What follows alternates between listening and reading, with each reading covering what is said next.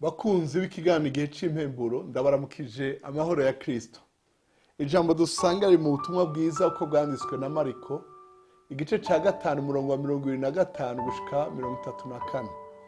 Mariko igice ca 5 murongo wa 25 gushika 34 handitswe ngo kandi umugore agwaye ubutinyanka yarabimaranye imyaka 12. Yababajwe cyane n'abavuzi benshi bamumarisha ibintu vyiwe vyose abitanga kw'ingemu. Ntihagira ico bamumarira mbere arushiza kurwara. Yumvise ibya Yesu araza ca hagati y'ishengero amuturuka inyuma akora ku mpuzu yiwe. Yari yibwiye ati niyo nokora ku mpuzu ziwe gusa nokira. Uwo mwanya isoko y'amaraso irakama. Amenya mu mubiri wiwe yuko akize ico cago. Ako kanya Yesu yumva muri we ubushobozi bumuvamo. Ahindukira abandana n'ishengero arabaza ati ninde akoze ku mpuzu zanje? Abigishwa biwe baramwishura batubona abantu hariko arakubanda naho ukagira uti ninde nkozeko? Aberaguzamwo amaso ngo abone umukozeko. Uwo mugore aratinya ahinda agashitsi kuko azi kimubayeko, araza mwikubita imbere amubarira ivy'ukuri vyose. Yesu aramubwira ati mwana wanje ukwizera kwawe kuragukijije, genda amahoro ukire gose icago cawe. Mukundwa uriko uradukurikira uri wenyene cyangwa dukurikira bari benshi, nkundira ndagusangiza iri jambo riri ku murongo wa 28. Uyu mugore yaronse igitangaza arakira ingwara yaramaranye imyaka 12 atakaza amaraso. Ku murongo wa 28 handitse ngo yaribwiye ati niyo nokora ku mpuzu ziwe gusa nokira. Nkundira ndakora nti ivyo wibwira, ivyo wiyumvira birashobora guhindura ubugingo bwawe. Oh haleluya. Ivyo wibwira, ivyo wiyumvira birahindura ubugingo bwawe neza canke nabi. Imana idufashe cyane. Uvyibarire ubarire n'uwundi. Uyu yaraje arakira. Yesu aramara ngo genda ukwizera kwawe kuragukijije. Ukwizera kwawe kwatangwe mu vyo yiyumvira. Ntikwatangwe ko abonye akize. Abantu benshi bihebuzwa n'ivyo biyumvira, agatangura gukora ibintu agaca yihebura. Ariko ivyo wibwira, ni wibarira ibintu vyiza, ni watangura kwibarira ibintu gukira, gutangura n'ivyumviro vyawe. Imana igushoboze, Imana ishoboze.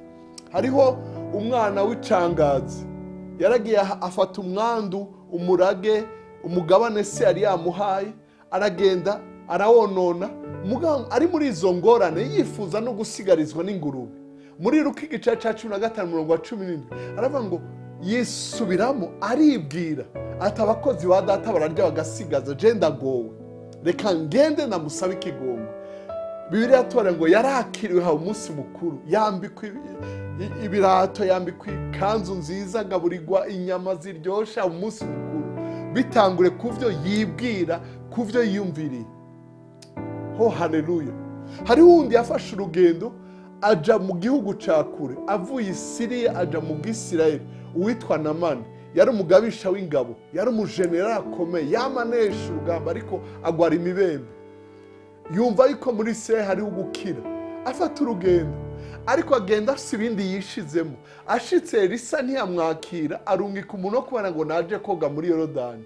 Aca arashavura. Mu Bami ba kabiri igice ca 5 murongo wa 11 ngo nahoze ngira ngo arasoka asaba Imana yiwe azungagiza ukuboko n'ibindi. Yagira hushe. Hari abantu baja mu rugo bafise ibintu bishizemo, kubera ingene yabonye ko papa bafata mama wiwe, uko yabonye mama afata papa, bigatuma abihigwa n'urugo. Akaja mu kazi akahura n'ingorane kubera ivyo yishizemo bamubariye ngo ahanaka bameze kunuko. Uhindura ivyo wiyumvira. Paulo aratwara mu Roma 12 umurongo wa 2 ngo ntimwishushanye n'ivy'iki gihe, reka kwishushanya n'ivyaho ugeze, reka vuga ngo n'abandi bose, ahubwo uhinduke ugize umutima musha. Renouvellement de l'intelligence, guhinduka mu mutima mu vyiyumviro, the renewal of your mind. Aho ni ivyiyumviro biba.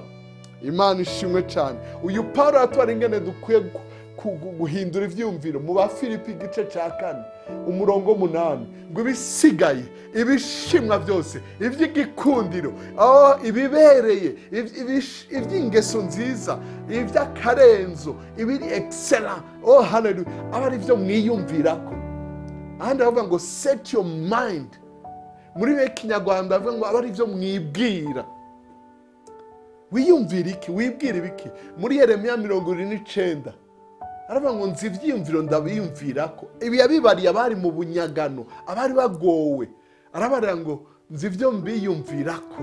Imana ishimwe cyane. Si ivy'ivyago ni ivy'amahoro. Soma ijambo ry'Imana. Ntitobara gusoma ijambo ry'Imana ko muri abanyedini canke mwabuze ibindi bitabo musoma. Nuko ariho umenyera ico Imana igomba, ukipanga n'ivyiyumviro vyayo maze ukaronka ivyo yagusezeraniye.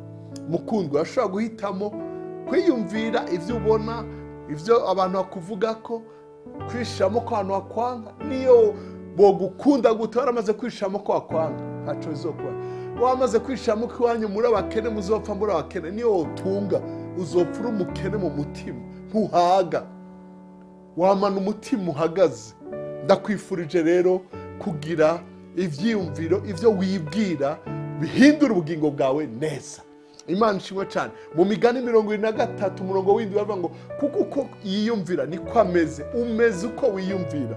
Imana iguhezage, Imana igushoboze, Imana iguhe intsinzi aho uri hose.